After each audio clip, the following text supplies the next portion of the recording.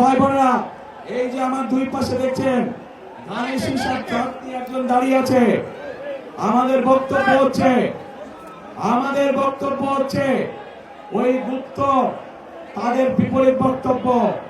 এই মানুষগুলোকে দিয়ে গেলাম আপনাদের কাছে আমি ধানের শীষাতে 12 তারিখ পর্যন্ত এদেরকে দেখে রাখবেন আপনারা। 13 তারিখ থেকে বিজয় ইনশাল্লাহ এরা আপনাদেরকে দেখে রাখবে, এরা আপনাদের পায়ে পড়ে থাকবে, এরা আপনাদের এলাকায় পড়ে থাকবে এলাকার উন্নয়নের জন্য। প্রিয় ভাই বোনেরা, এখানে যাদেরকে দেখছেন সবাই হচ্ছে ধানের শীষ। ধানের শীষের সাথে আমাদের আরেক ভাই আছে মার্কা নুরু, এও এই এলাকা ছেড়ে আমাদেরকে আন্দোলন সংগ্রামে আমাদের সাথে ছিল। তাকেও দয়া করে আপনারা বিজয় করে নিয়ে আসবেন, সে আমাদেরই একজন।